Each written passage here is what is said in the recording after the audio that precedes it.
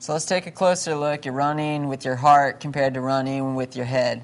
I know I've gotten myself into quite a bit of trouble in quite a few races. It's not hard for me to think back on a race that I ran with my heart early on and got myself totally in trouble. I remember when I was running a 5K at the U.S. Nationals, my first year as a professional runner, I was all excited about what kind of shape I was in. I was like, I'm going to roll. And so I went out there and I just ran with my heart the first 3 laps. And I was way out in front of everyone, but I was hurting. And I remember thinking after the first couple laps, I wish I could just say, time out, let's totally start over, because I know that these guys are just sitting right on me and they're going to blow me away in the last part of the race, which is what happened, is because I kind of got carried away. So how do we deal with running with our heart? When do you run with your heart? When do you run with your head?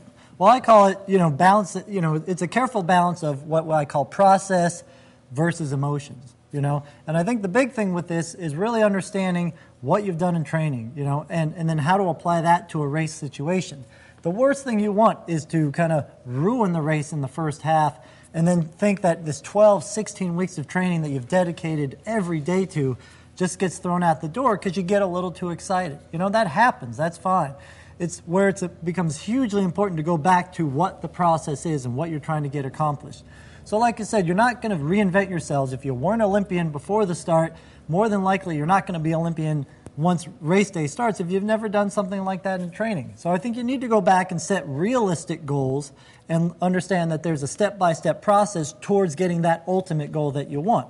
Everyone wants to be an Olympian who's out there being a runner, but we've got to start at being a national class runner, an age group runner, and work our way kind of up that pecking order. If you're trying to go from A to Z with missing, all the middle letters of the alphabet, you're going to fall short more often than not.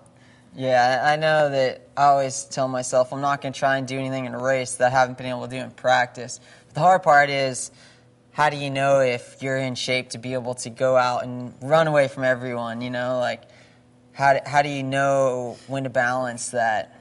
Well, I think it's one of those things where if you have that certain style that you would just want to push and go hard, you've got to practice that in training. And the training is going to tell you, hey, am I able to accomplish this goal this time? Use the training goals to create racing goals. So if we're out there and hitting these goals in training, then yes, in racing we're going to be able to hit that.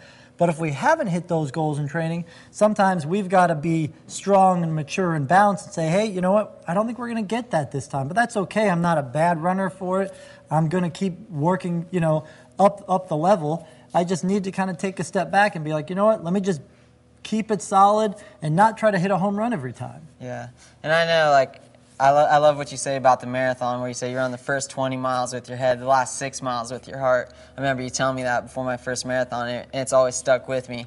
Because, there is that time when you get to the end of the race where you can just let it all out, and you don't have to worry about the pace, and you can just, go crazy. So I think there is that initial first part of the race where you maybe got to, use your head, and then later on you can definitely use your heart.